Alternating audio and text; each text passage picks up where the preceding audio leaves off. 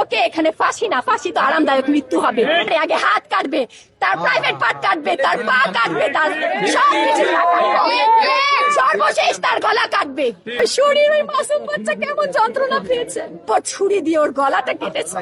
তার কষ্টটা, তার চোখ, আপনি ভেবে দেখেন কতটা যন্ত্রণা তার হয়েছে, তার চোখ বন্ধ হয়নি।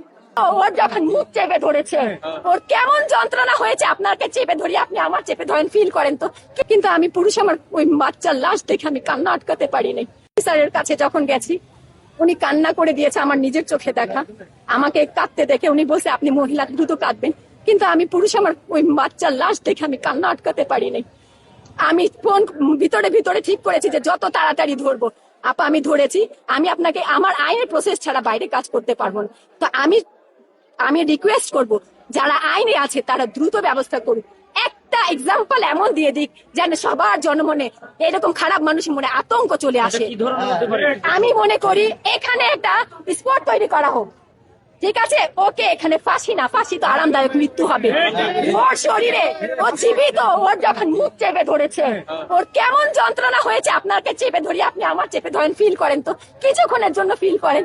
তারপর ছুরি দিয়ে ওর গলাটা কেটেছে। একটা নেল কাটতে গেলে, একটু বেশি কেটে গেলে কেমন যন্ত্রণা পায়। ওই শরীর, ওই মাসুম বাচ্চা কেমন যন্ত্রণা পেয়েছে। ওর গলা, তার আগে হাত কেটেছে। আপনি একটু ফিল করেন আমাদের সন্তান কিংবা আমাদের শরীরের উপর একটু ছুরি নিয়ে একটা স্কেচ দিয়ে দেখেন না কেমন লাগে। ওর শরীর আলাদা করেছে, তাকে যেন এই ফাঁসি না দিয়ে তাকে যেন গলা কেটে, হাত গলা পরে আগে হাত কাটবে, তার প্রাইভেট পার্ট কাটবে, তার পা কাটবে, তার সবকিছু সর্বশেষ তার গলা কাটবে। কিন্তু আগে তার শারীরিক যন্ত্রণা দিক, বুঝুক যে কাউকে যন্ত্রণা দেওয়া কেমন হয়, সে ফিল করুক আমার রামিসা কেমন কষ্ট ভোগ করেছে, কেমন কষ্ট সে পেয়েছে, তাকে সেরকম কষ্ট। এখানে একটা স্পট, আমাদের দাবি একটা জনসম্মুখে একটা বিচার করুক। একটা এক্সাম্পল দিক সরকার, যে হ্যাঁ সরকার পারে, একটা করুক। এইখানে ওর বাসার সামনে ওর মা যেন চোখ দিয়ে দেখে, ওর মা যেন দেখে, ওর এলাকাবাসী যেন দেখে, আর বাকি শরীরের জনমনে যেন আতঙ্ক আসে, এই কাজ যেন না হয়। কলকাতার একটা রেপের ঘটনা শুনেছিলেন, একজন ডাক্তারের যখন অতিরিক্ত টর্চার হয় তখন চোখ থেকে রক্তক্ষরণ হয়। ওই মেয়েটার সাথে তাহলে কতটা নির্যাতন হয়েছে, কারণ সে তো অজ্ঞান ছিল না, অসুস্থ ছিল না যে দমটা বের হয়ে গেল। তার কষ্টটা, তার চোখ, আপনি ভেবে দেখেন কতটা যন্ত্রণা তার হয়েছে, তার চোখ বন্ধ হয়নি, তার চোখ দিয়ে তার রুটা বের হয়েছে। আল্লাহ তাকে জান্নাতবাসী করুক, তার মাকে ধৈর্য ধারণ করার ক্ষমতা দিক। কিন্তু এই কষ্টটা একবার বাসায় শরীরে স্কেচ দিয়ে আপনারা ফিল করার চেষ্টা করবেন যে কতটা যন্ত্রণা সে সহ্য করেছে। এই জন্য তো আমরা আতঙ্কিত, শঙ্কিত আইন ব্যবস্থা নিয়ে। আইনের প্রতি আমি কিভাবে শ্রদ্ধাশীল হব, কিভাবে আমি শ্রদ্ধা দেখাবো? ওরা দেখাক একটা এক্সাম্পল তৈরি করুন।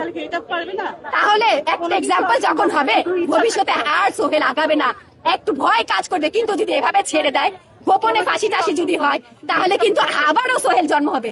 আজকে এক সপ্তাহ পর পর একটা ঘটনা, কাল কিছুদিন পরে দেখবেন ডেইলি এরকম ঘটনা ঘটবে, গলি গলিতে এইসব ঘটনা ঘটবে। এটাকে বন্ধ করতে হলে এখনই রুখে দাঁড়াতে হবে, সবাইকে রুখে দাঁড়াতে হবে। এমন একটা এক্সাম্পল তৈরি করুক যাতে সব সোহেলের মনে আতঙ্ক তৈরি হয়ে যায়, মানুষ ভাবে যেন আমি এই কাজ করব কিভাবে, আমার সাথে এটা হবে। আমি ব্যাস এটাই রিকোয়েস্ট করবো, একটা এক্সাম্পল যেন সরকার তৈরি করে দিয়ে যায়।